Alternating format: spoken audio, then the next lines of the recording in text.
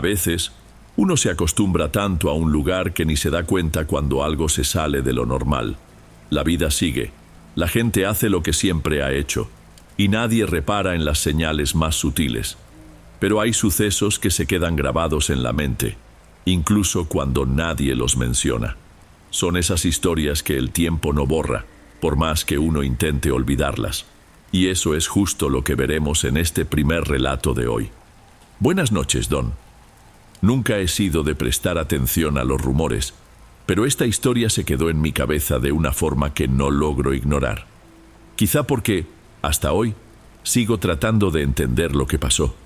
Aquí, en el barrio donde vivo, conocido por todos como Cerro de los Vientos, todo parecía seguir el mismo ritmo. Nos levantábamos temprano, veíamos el sol reflejándose en los techos mal acomodados y sentíamos el viento constante arrastrando polvo cuesta abajo. Ese viento nunca fallaba, soplaba sin descanso, metiéndose por las callejuelas y sacudiendo las puertas mal clavadas. Casi todos nos conocemos, las familias son humildes pero siempre se apoyan. Está la vecina que lleva café caliente, el señor que arregla el techo del otro, el joven que carga las bolsas del súper de alguna señora. Una cadena de favores que, al final, mantenía al barrio en pie. El bar de Don Ciro era el punto de reunión. Un edificio antiguo, pintado de un amarillo percudido, con 2 o 3 mesas de plástico y un letrero medio caído. La banqueta era tan estrecha que apenas cabía la gente que se quedaba afuera tomando cerveza. Pero después de las 9 de la noche, se volvía un lugar desierto. La gente aquí se duerme temprano, y el bar quedaba casi vacío, con focos parpadeando en el interior y un mostrador sin nadie alrededor. Fue en ese bar donde apareció Evaristo, un tipo de unos 30 años, a quien todos llamaban Toño. Nunca entendí el apodo, porque no tenía nada que ver con su nombre, pero al parecer, Evaristo no sonaba tan cercano como Toño. Él hacía un poco de todo. Descargaba pedidos de bebidas, barría, acomodaba las sillas. Si llegaba algún coche con problemas, se ofrecía a ayudar, aunque fuera solo para empujar o sostener la linterna. Nadie lo decía abiertamente, pero todos sabían que Toño tenía algún problema mental. Hablaba poco y a veces tenía la mirada perdida, como si no estuviera en este mundo. Aún así, era respetuoso. Recibía algo de cambio, comida, y con eso le bastaba para arreglárselas. Mientras el bar de Don Ciro funcionaba, Toño tenía dónde quedarse. Pasaba el día en la barra, limpiando vasos, guardando las sillas, regalando una sonrisa tímida a los niños que pasaban. Solo que Don Ciro, el dueño, se enfermó gravemente y tuvo que dejar el Cerro de los Vientos.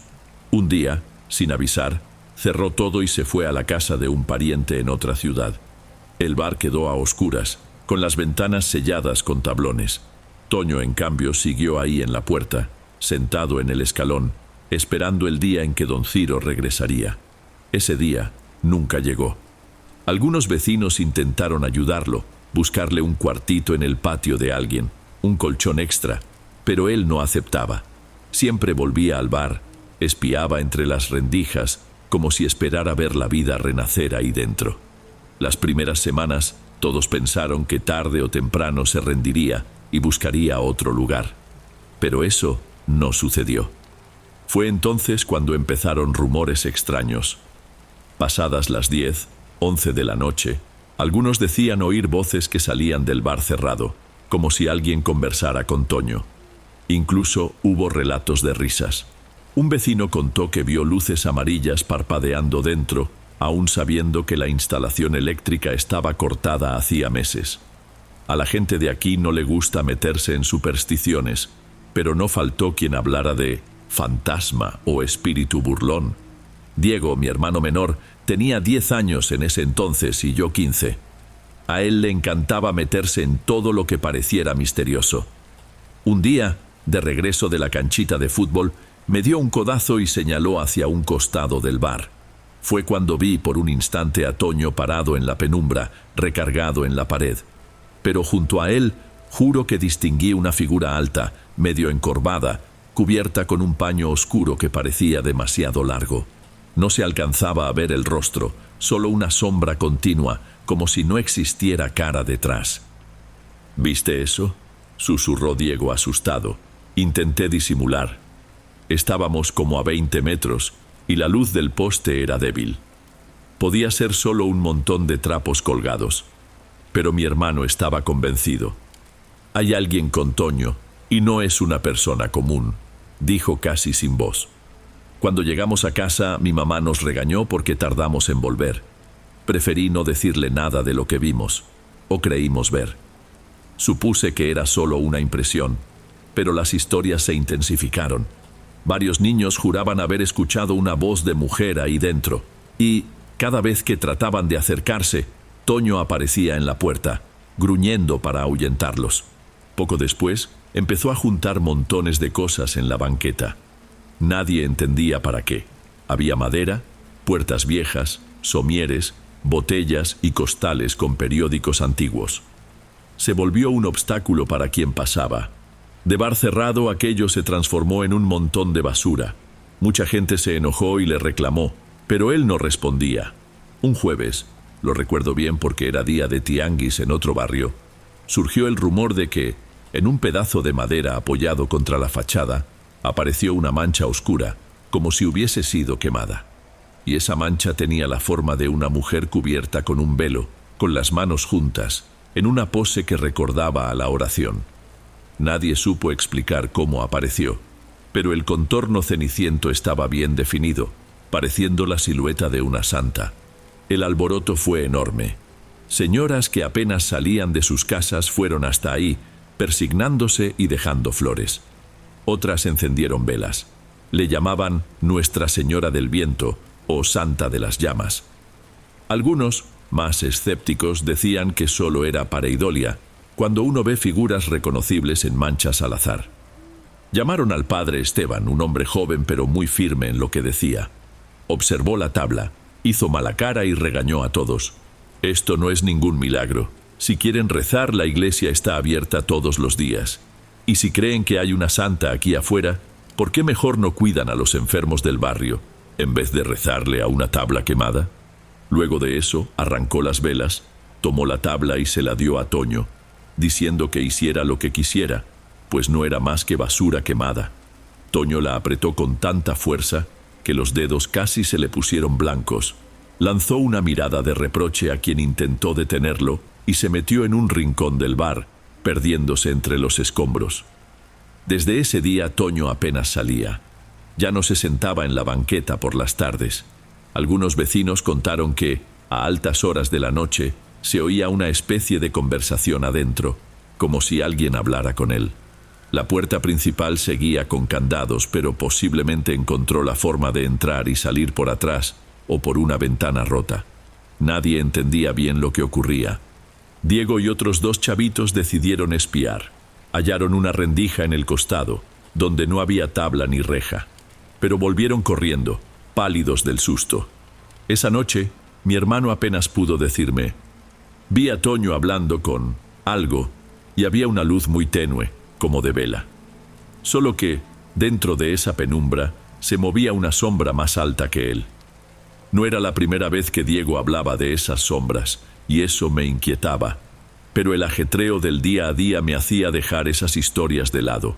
Solo le pedí que no volviera a meterse ahí. Unos días después, ya era hora de dormir y Diego no llegaba a casa.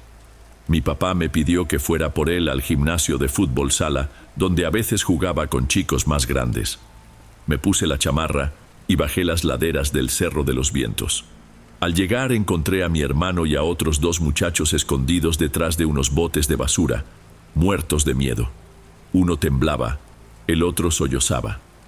Contaron que cuando pasaron frente al bar para acortar camino, vieron a Toño corriendo hacia afuera, como si huyera de algo. De pronto, se detuvo, se giró y volvió muy despacio, como si una fuerza invisible lo atrajera. Dijeron que, en la oscuridad, se distinguía una figura encapuchada que le hablaba. Toño movió la cabeza, asintiendo a algo, y desapareció adentro. Los chicos entraron en pánico y se escondieron hasta verme llegar. Fui llevándolos a cada uno a su casa, Pero apenas entramos a nuestra calle, vimos a la gente corriendo, los perros ladrando y un resplandor anaranjado iluminando el cielo. El olor a humo era intenso. Me palpitó el corazón. Venía del bar donde siempre estaba Toño. Corrí hacia allá, dejando atrás a Diego. Los vecinos trataban de apagar el fuego con cubetas de agua. Se tapaban el rostro con paños mojados para no respirar humo. El calor era sofocante y volaban chispas. Vi a mi papá sentado en una esquina, los brazos cubiertos de hollín, recibiendo ayuda de alguien. Se había quemado las manos intentando entrar. ¿Y Toño? ¿Logró salir? Mi papá levantó la mirada con expresión de tristeza. Él roció el bar con gasolina. Escuchamos el ruido cuando rompió la ventana y esparció el combustible. Después, encendió un cerillo. Tratamos de salvarlo, pero el fuego lo consumió en un instante. Mientras hablaba, algunos gritaban intentando abrirse paso entre las llamas. Pero era imposible. El incendio se propagó muy rápido. Y adentro se alcanzaba a ver a Toño arrodillado, su cuerpo ya siendo devorado por el fuego. Los testigos aseguran que no se movía, no trataba de escapar, como si estuviera ajeno a todo. Entre las llamas, varios juraron ver una silueta oscura, delgada, que parecía flotar tras Toño, cerca de la barra que estaba a punto de colapsar. Todo ocurrió demasiado rápido. Difícil saber qué era humo y qué era persona, pero la expresión de quienes lo vieron reflejaba un terror imposible de describir con palabras. Llegaron los bomberos y lograron evitar que el incendio se extendiera a las otras casas, pero no hubo forma de salvar a Toño. El edificio quedó destruido. A la mañana siguiente, parte de la fachada, toda agrietada y quemada, se vino abajo. Nadie quiso recuperar ese lugar. Incluso hablaron de demoler lo que quedaba y poner una plaza, pero no había un dueño claro. Levantaron un muro provisional alrededor para evitar que alguien se metiera. Al final parece que una parte de nosotros también murió esa noche. Sentíamos que no solo se fue Toño, se fue la paz que había aquí, junto con una parte de nuestra inocencia. Diego, hasta el día de hoy, evita pasar cerca de las ruinas. A veces dice que en el viento nocturno se escucha un susurro distinto. Yo no alimento esas ideas, pero admito que, cuando sopla fuerte, me da un escalofrío difícil de ignorar. Esa tabla quemada, la que parecía tener la imagen de una santa, nunca volvió a aparecer. Unos dicen que se partió en el incendio, otros que Toño la sostenía en el momento en que se arrodilló entre las llamas. Para los que creían en un milagro, solo quedó la amargura de la tragedia. Hoy quien pasa por el Cerro de los Vientos prefiere no mirar el muro que cubre el antiguo bar de Don Ciro. Da tristeza y provoca cierto temor recordar lo que sucedió ahí. Los más viejos cuentan esta historia como advertencia. No dejen a la gente a su suerte, ya sea de la cabeza o de la vida. Porque uno cree conocer el barrio y piensa que no pasa nada grave, pero basta con una persona desamparada y un silencio sin explicación para que surjan voces y sombras, y nadie sabe de dónde vienen. Cuando me preguntan por qué sigo viviendo aquí, digo que es porque fue aquí donde aprendí todo sobre la vida, incluidas sus partes más oscuras. A pesar de todo, la mayoría sigue siendo buena gente, que se apoya ante las tempestades, sean de viento o de realidad. Pero ya no dudo de que existan cosas que fingimos no ver. A veces, no están en otro lugar de la ciudad. Pueden estar dentro de un bar cerrado, llamando a quien no tiene a dónde escapar.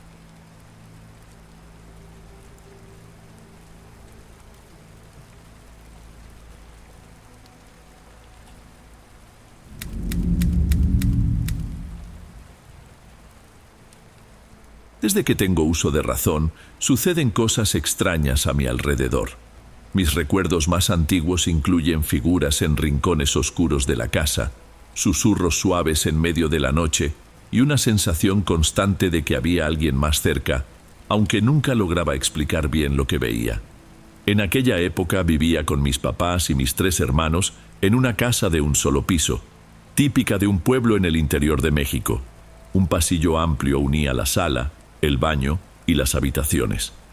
Mi mamá siempre decía que yo tenía demasiada imaginación, mientras que mi papá solo bromeaba diciendo que veía demasiadas películas. Cuando tenía unos 6 o 7 años, me di cuenta de que esas apariciones no eran solo producto de mi fantasía. Una vez, me desperté de madrugada porque quería ir al baño. La puerta rechinaba tanto que todos en la casa, especialmente mi mamá, se daban cuenta de que alguien estaba allí dentro. Así que, cuando salí, no me extrañó ver una silueta cerca de la mesa de la sala, como si estuviera esperando su turno para usar el baño. Por la forma del chongo alto y la ropa clara, asumí que era mi mamá. Sin embargo, algo me hizo detenerme a mitad del camino. La postura de esa persona estaba extrañamente inclinada, casi como si un hombro estuviera dislocado. El aire en el pasillo se sentía más denso de lo normal y un escalofrío recorrió mi nuca. Aún así llamé en voz baja, ¿mamá? Pero lo que fuera que estaba ahí no respondió. Permaneció inmóvil por un segundo, y entonces pareció dar un paso hacia mí. Eso bastó para que girara sobre mis talones y corriera directamente a mi cuarto sin mirar atrás. Durante mucho tiempo no le conté esto a nadie. Mi mamá, al verme asustada por la mañana, aseguraba que había tenido una pesadilla. Yo, queriendo creerle, intentaba olvidar, pero el recuerdo de aquella figura torcida me atormentaba. Y curiosamente, algunas noches sentía la misma energía en el pasillo, aunque no me atrevía a abrir la puerta para comprobarlo. Cuando cumplí 14 años, en una plática casual, mi hermana mayor confesó que también había visto algo parecido, pero en su caso, la figura estaba parada al lado del sillón, cerca de la televisión apagada. Dijo que hasta reconoció el color de la bata de mi mamá, pero en el fondo de su corazón sabía que no era ella. Al igual que yo, sintió un miedo paralizante, de esos que no se explican, solo se sienten. Con mis 2 hermanos menores fue todavía peor. Ellos vieron esa extraña copia en más de una ocasión, asomándose desde el marco de la puerta de su cuarto. Se quedaba allí sin decir nada, inmóvil, solo observando. Luego de algunos segundos o minutos, ninguno de los dos sabe precisarlo, la figura se alejaba con movimientos que no parecían naturales, casi como si flotara en la oscuridad. Lo más intrigante es que, después de un tiempo, esas apariciones simplemente cesaron. No hubo ningún ritual ni ningún cambio brusco en la casa, solo se detuvieron. Por un lado, fue un alivio. La sensación constante de tener una presencia alrededor desapareció. Por otro lado, quedó la duda, al fin y al cabo, ¿qué podría haber sido? ¿Un delirio infantil colectivo? ¿Una sombra proyectada por los muebles? ¿O algo que nuestra mente no logra comprender por completo? Hasta el día de hoy, cuando me dan ganas de ir al baño en la madrugada, debo confesar que dudo en salir. El pasillo puede estar vacío, pero los recuerdos de lo que vimos siguen muy vivos en mi memoria.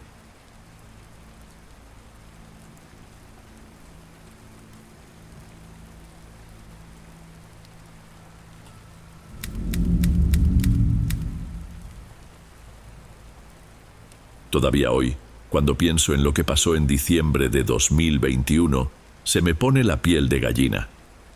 Yo estaba en el penúltimo semestre de la carrera de geología, y para concluir la materia de cartografía de campo, necesitábamos pasar 10 días en una región muy aislada del desierto de Chihuahua.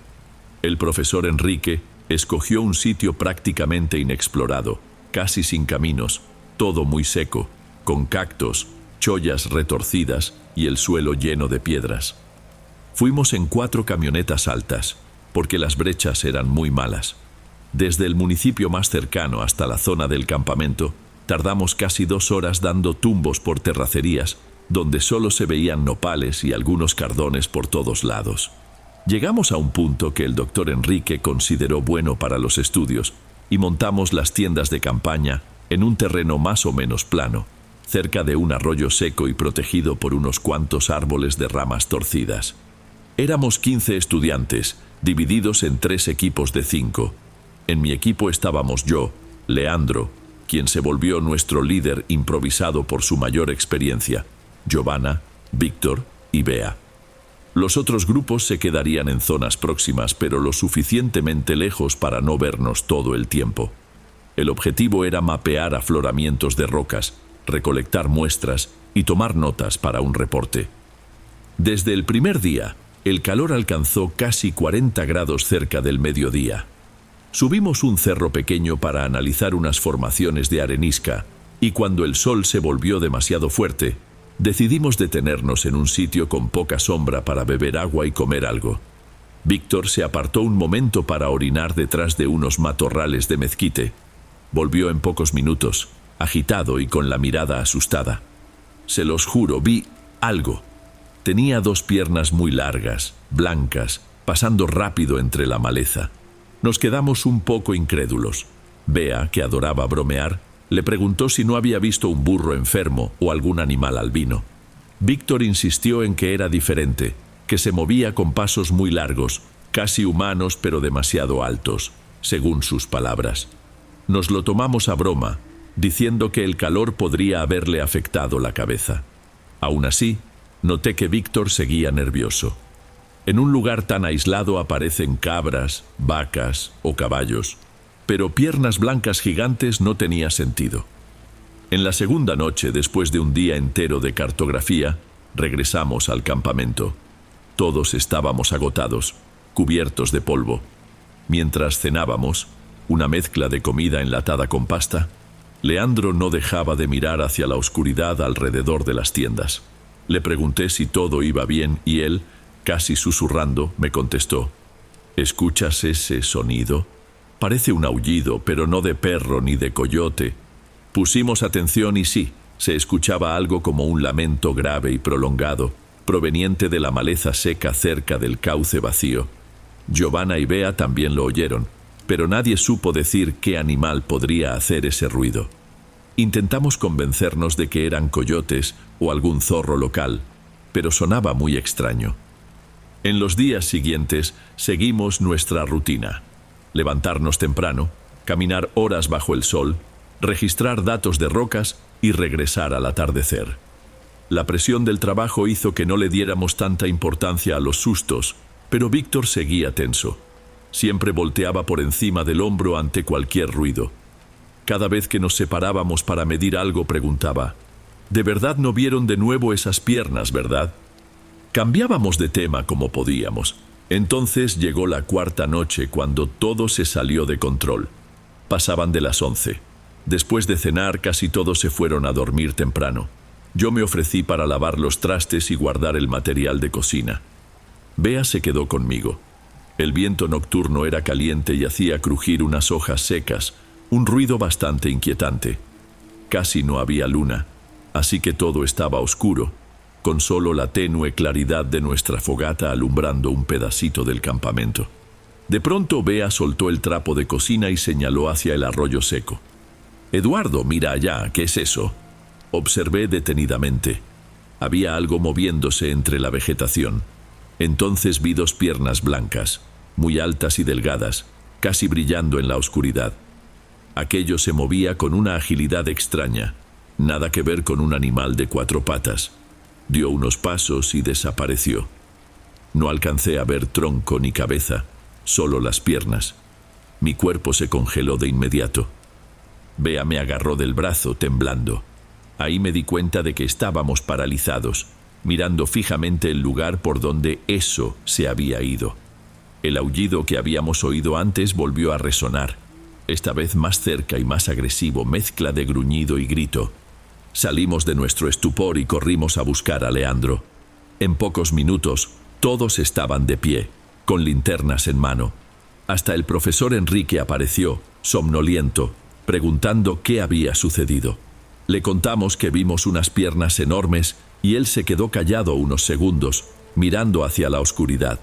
Luego decidió que iríamos en grupo hasta el arroyo para ver si había algún animal grande o peligroso. Fuimos 6 personas, con las linternas encendidas. Caminar en esa oscuridad, sabiendo que algo raro podía estar ahí, me aceleró el corazón. Cualquier arbusto o piedra me hacía detenerme de miedo. Víctor temblaba sin disimulo y Bea sudaba tanto que el pelo se le pegaba a la frente. Al llegar a la orilla del cauce seco, encontramos huellas extrañas, como marcas circulares grandes, alineadas en 2 hileras. Parecían pisadas humanas, pero mucho más grandes. Iluminamos el piso y notamos que algunas eran ligeramente redondeadas, pero no correspondían a ningún animal de gran tamaño que conociéramos. El profesor Enrique, confuso, pensó en ganado, pero no estaba seguro. Y no había excremento ni ningún otro rastro de vacas o caballos. Muy extraño. Entonces vino el aullido de nuevo, más fuerte y más cerca. Todos guardamos silencio. Leandro dio a entender que debíamos regresar pronto al campamento, antes de que pasara algo peor. Tomamos una muestra de suelo de donde estaban las huellas por precaución y nos retiramos, alumbrando cada paso. Sentí que esos pocos metros hasta las tiendas duraron una eternidad. A la mañana siguiente el profesor organizó un grupo pequeño para volver al mismo punto del arroyo e intentar registrar las huellas con la luz del día. Casi todos querían ir, pero él prefirió llevar solo a los más tranquilos. Cuando llegamos nos sorprendimos. El suelo estaba removido por pisadas de animales comunes, como si algo o alguien hubiera estado merodeando durante toda la noche. Las marcas grandes que habíamos visto estaban prácticamente borradas o mezcladas con otras. Bea tomó algunas fotos, pero no mostraban nada que confirmara la presencia de una criatura de piernas gigantes. El doctor Enrique incluso comparó las muestras de suelo que recolectamos con lo poco que quedaba en el piso, pero todo parecía inconcluso. «Es como si el viento y el polvo hubieran cubierto todo», comentó, visiblemente decepcionado. «Sin mencionar a los animales que deben de haber pasado por aquí. Buscamos alguna rama quebrada o rastro de pelo, pero no encontramos nada. Al final, regresamos al campamento con la sensación de que, aunque quisiéramos, no podríamos probar lo que vimos la noche anterior. Esa noche casi nadie durmió. Giovanna estaba tan ansiosa que quería irse al día siguiente. Pero el profesor y algunos compañeros más escépticos opinaban que era pánico colectivo. De cualquier manera, decidimos no caminar solos y mantener la fogata encendida, haciendo turnos de vigilancia. En los días siguientes, hicimos solo lo básico del trabajo. Terminamos la recolección de muestras rápido, sin demasiados detalles, porque el ambiente se había vuelto muy tenso. Las noches se convirtieron en un suplicio. El viento soplaba, a veces se escuchaban esos aullidos lejanos, y nadie se atrevía a acercarse al arroyo cuando oscurecía. Hasta que, en el 10º día, desmontamos el campamento. Fue un alivio general. Partimos lo más rápido posible, recogiendo todo. De regreso, pasamos por un pueblito para cargar gasolina y beber algo frío. Por curiosidad, Víctor le comentó a un lugareño que habíamos escuchado aullidos extraños. Él nos miró muy serio y soltó: «La gente mayor habla de un bicho que no es un bicho, sino que camina en 2 patas y aparece cuando la sequía arrecia. Le dicen el gritón del desierto. Más vale mantenerse lejos de él. No sé si sea solo una leyenda o si realmente apareció algo que nadie conoce. Pero recuerdo bien lo que vi. Esa criatura de piernas blancas y larguísimas desapareciendo en la oscuridad, y el aullido que me heló la sangre». He tratado de explicarlo con lógica. Algunos compañeros sugirieron que podría haber sido una avestruz albina de algún criadero, y que el aullido sería de otro animal. Pero nada encaja del todo. Un animal de 2 patas tan altas no es común por aquí, y las huellas no coincidían con nada que conociéramos. Lo único que sé es que, si algún día regreso al desierto para otro trabajo de campo, no me arriesgaré a andar solo de noche. Y, si escucho cualquier ruido fuera de lo normal, seré el primero en proponer largarnos de ahí. Hay cosas que ni el calor ni la razón pueden explicar. En el desierto, el silencio y la oscuridad pueden ocultar secretos que es mejor no provocar.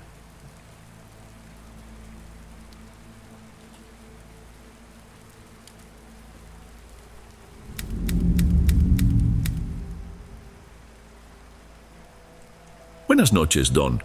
Mi nombre es Mauricio y lo que voy a contar sucedió hace algunos años, cuando trabajaba como vendedor ambulante en un tianguis de la Ciudad de México. Me esforzaba mucho, pero la vida era dura. Me levantaba de madrugada, montaba mi puesto y pasaba el día ofreciendo mi mercancía.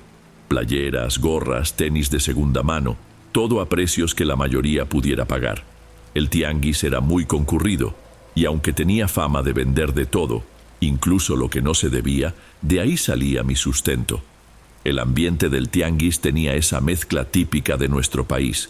Gente de todo tipo, puestos de tacos y elotes, aguas frescas, quesadillas, música sonando en bocinas improvisadas, vendedores gritando sus ofertas. Me encantaba ese caos de olores, sonidos y colores, aunque regresara a casa exhausto todos los días. Nunca imaginé que, en medio de tanto alboroto, me toparía con algo que cambiaría mi vida de una forma nada buena. Recuerdo perfectamente el día en que vi el espejo por primera vez. Me desperté a mi hora de siempre, subí las cosas a mi auto viejo y llegué al tianguis alrededor de las 7 de la mañana, cuando algunos vendedores apenas estaban acomodándose. Cerca de mi puesto se ubicaba don Antonio, un señor de edad indefinida, con la piel curtida por el sol, que vendía artículos de decoración usados, cuadros, floreros, lámparas antiguas, y ese domingo en particular un gran espejo con un marco de madera oscura, algo gastado, pero imponente. El marco tenía tallados que recordaban flores, probablemente hechos a mano, y se notaba que había sido pintado o barnizado en una época muy lejana. El espejo en sí estaba un poco opaco, pero todavía reflejaba bien. En el momento en que puse los ojos en él, sentí algo extraño, como si me llamara la atención. No soy místico, pero parecía que tenía que llevármelo. ¿Está completo este espejo?, pregunté, tratando de no mostrar demasiado interés. Don Antonio, con esa sonrisa de quien quiere convencerte de que su producto es una joya, respondió: «Sí, claro, lo encontré en un almacén que estaban desocupando, es bueno». Me pidió 2,000 pesos. Para mí era una suma considerable, porque vivía de trabajos esporádicos y nunca tenía ventas garantizadas. Pero pensé que el espejo podría darle un toque especial a mi puesto y atraer más gente a que se probara las playeras. Al fin y al cabo, a todo mundo le gusta verse en el espejo al elegir ropa, ¿no? Después de regatear un poco, cerramos el trato en 1,500 pesos, todavía un monto alto para mi bolsillo. Me llevé el espejo a mi puesto y lo recargué contra una pared improvisada, donde la gente que pasara podría mirarse. No tenía ni idea de que estaba abriendo la puerta a algo que no entendía y que me atormentaría durante los meses siguientes. Al principio, el espejo fue todo un éxito. Mucha gente se detenía a ver las playeras, a probarse las gorras y, de paso, a mirarse. El marco, aunque algo deteriorado, tenía un encanto rústico que llamaba la atención. Escuchaba a mujeres decir que se vería lindo en la sala o en el pasillo de su casa. A mí también me gustaba ese aire vintage que le daba a mi pequeño espacio. Mis ventas subieron. Parecía que el espejo atraía clientes, o quizá solo fuera coincidencia. Pero yo me sentía feliz. Había invertido buen dinero y esa ganancia era fundamental para seguir en el tianguis. Empecé a cuidarlo bien, limpiándolo todas las tardes. Sin embargo, la superficie nunca quedaba del todo brillante, por más que lo intentara. Hasta ese momento no había nada raro. Yo atravesaba una muy buena etapa, casi creyendo que había tenido suerte. Pero dicen que cuando todo va demasiado bien, hay que desconfiar. Unas semanas después empecé a notar cosas que me incomodaban. Una vez, mientras acomodaba la ropa, juré haber visto a alguien pasando detrás de mí en el reflejo. Me giré rápido para saludar, pero no había nadie. Me convencí de que era mi imaginación. El tianguis siempre estaba lleno. Era fácil confundirse. En otra ocasión, al finalizar el día, miré el espejo antes de taparlo con un trapo y me pareció ver una sombra oscura en una esquina del reflejo. Pensé que podría ser el reflejo de algún puesto con una luz encendida, pero no había nada prendido cerca. Me sentí muy incómodo, pero decidí ignorarlo. Necesitaba trabajar y no podía darme el lujo de obsesionarme. Con el tiempo estos detalles se acumularon. Empecé a tener sueños extraños. Me veía en un pasillo oscuro, con varias puertas cerradas, y al fondo había un espejo enorme donde me miraba, pero mi reflejo no era exactamente el mío. Era como si otra persona estuviera usando mi cuerpo. Despertaba sudando, con el corazón acelerado. No quise contarle a nadie para que no me creyeran loco, pero los clientes empezaron a hacer comentarios raros sobre el espejo. Una señora que se probaba un sombrero me dijo: «Señor, este espejo me dio una sensación horrible, como si alguien me estuviera observando». Intenté explicarle que era solo la iluminación, pero se me puso la piel de gallina. Un joven que vino a comprar una playera de fútbol también comentó: «El marco es bonito, pero tiene un aire medio tétrico, como de esas casas antiguas de películas de terror». A partir de ahí, noté que mucha gente se sentía incómoda al verse en el espejo. Algunos se iban sin decir nada, otros se alejaban rápido. Aquello me perturbó. No era muy afín a temas sobrenaturales, pero empecé a preguntarme si algo andaba mal de verdad. Un domingo, el tianguis estaba llenísimo porque era fin de quincena y la gente aprovechaba para comprar cosas baratas y comer algo. El sol pegaba fuerte y yo trataba de cubrirme con una sombrilla improvisada. Entonces apareció un hombre que nunca había visto, moreno, con la piel castigada por el tiempo, una mirada fija, ropa sencilla y un sombrero de paja algo gastado. Se paró frente a mi espejo sin decir palabra. «Buenos días. ¿En qué le puedo ayudar?», pregunté, extendiendo la mano. Él volteó hacia mí y preguntó: «¿Dónde conseguiste este espejo?». «Lo compré aquí mismo hace unas semanas. ¿Por qué?». Me miró con seriedad. «Si fuera tú, no lo conservaría por mucho tiempo. Tiene una energía extraña». Me quedé unos segundos sin reaccionar. Sentí un malestar al instante. Disimulé y pregunté: «¿A qué se refiere con energía extraña?». Él volvió a mirar el espejo y luego se alejó. «Solo es una advertencia». Se perdió entre la multitud y me quedé ahí parado, con la cabeza llena de preguntas. ¿Quién era ese tipo? ¿Me conocía? ¿Por qué decirme eso así de pronto? Fui a hablar con don Antonio, el que me había vendido la pieza. Pareció algo incómodo. «Mira, Mauricio, no sé mucho. Encontré el espejo en un almacén que estaban vaciando, en un edificio abandonado. Todo estaba ahí tirado. Me llevé unas sillas, un baúl y el espejo. Solo lo traje porque me pareció bonito». «¿Y de quién era ese almacén?». «Ni idea. El dueño de ese lugar murió y la familia sacó todo. Dijeron que el viejo era muy huraño, que tenía colecciones extrañas, que no recibía a nadie. Pero fuera de eso, no sé más». El modo en que mencionó colecciones extrañas me dejó inquieto. ¿Sería que el dueño anterior hacía algo raro? Trataba de no volverme loco, pero era difícil. Después de esa conversación mi mala sensación aumentó. Las ventas que antes habían subido empezaron a caer otra vez. Parecía que la buena racha se había acabado. Incluso yo me sentía desmotivado. Una tarde decidí examinar el espejo con detenimiento. Lo quité de su sitio, lo coloqué sobre una silla y revisé el marco, la parte trasera. Nunca antes lo había analizado tan de cerca. Al voltearlo, descubrí unas marcas extrañas como símbolos o arañazos, como si alguien hubiera grabado algo ahí. Pasé la mano, pero no lograba entender qué era. Solo un montón de trazos sobrepuestos. No sé nada de simbolismo o esoterismo, pero ese detalle me revolvió el estómago. Regresé el espejo a su lugar, tratando de no pensar más en ello. Sin embargo, día tras día, la sensación de tener algo rondándome no desaparecía. Poco tiempo después, en sábado, me desahogué con un amigo del tianguis, Javier, que vendía artículos de cuero en el puesto de al lado. Él notó mi cara de cansancio y me preguntó qué pasaba. Le conté las rarezas del espejo con miedo de parecer tonto.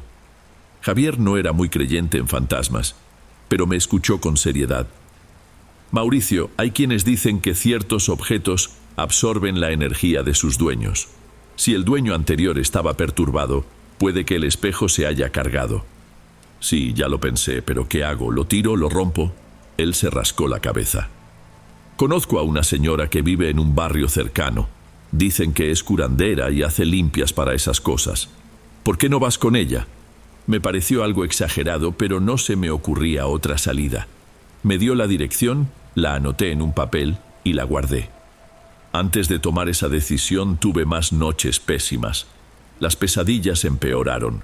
Soñaba con un cuarto desconocido, con muebles antiguos y poca luz. En una esquina, el espejo. En vez de mi reflejo, veía a un hombre mayor con ojos hundidos mirándome fijamente. No decía nada, pero su mirada parecía de reproche. Despertaba sin aliento. En otra noche, soñé que el espejo reflejaba un pasillo con muchas puertas, cada una mostrando escenas tétricas, muebles viejos, manchas oscuras y una sombra que caminaba sin parar. Me desperté tan angustiado que me dolía el pecho. Al día siguiente decidí ir con esa señora.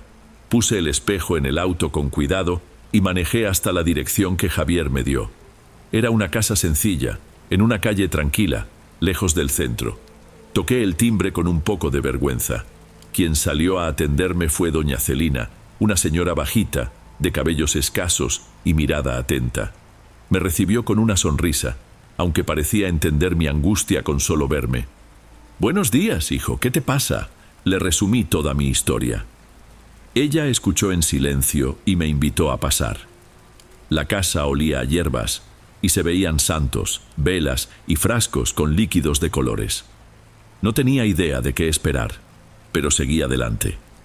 «¿Entonces este es el espejo?», preguntó observando el marco. «Sí, ya no sé qué hacer. Siento que algo anda mal». Ella pasó la mano sobre la madera sin tocarla en realidad, como si estuviera sintiendo algo. Frunció el ceño y me miró. «La cosa aquí está pesada. Parece que alguien o algo todavía está atado a él. Has tenido pesadillas, ¿verdad?». Me sorprendió que acertara. «Sí, y me están afectando mucho». Tomó un ramo de ruda, rezó en voz baja y lo pasó alrededor del espejo. Luego encendió una vela blanca a un costado. Me explicó que haría una limpia básica, pero que tal vez necesitaría más sesiones. «Intentaré cortar esa conexión. Mientras tanto, reza y mantén la mente positiva. A veces el miedo solo alimenta esas energías». Cuando terminó, me dijo que me llevara el espejo de nuevo a casa y esperara unos días. Si las pesadillas seguían, tendríamos que hacer algo más fuerte. Guardé el espejo otra vez en el auto, sintiéndome aliviado por haber tomado alguna medida. Solo que, en el camino de regreso, tuve la extraña sensación de no estar solo, como si alguien fuera en el asiento de atrás. Pero cuando volteaba, solo veía el reflejo del espejo cubierto con un trapo. Esa noche dormí sin pesadillas. Pensé que la limpia había funcionado, pero la paz duró poco. 2 días después, las sensaciones regresaron, y también un sueño terrible. Una voz susurrando mi nombre muchas veces. «Mauricio, Mauricio». Desperté aterrado con el corazón en la garganta. Necesitaba solucionar esto de una vez. A la semana siguiente llevé el espejo de nuevo al tianguis, porque ya no lo quería en mi casa. Fue otro día de ventas malas, y mi cabeza estaba llena de preocupaciones.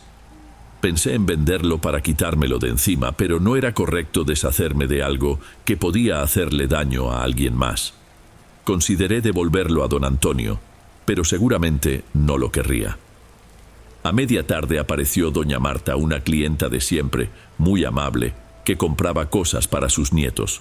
Se probó una blusa y, al mirarse en el espejo, su expresión cambió en el acto.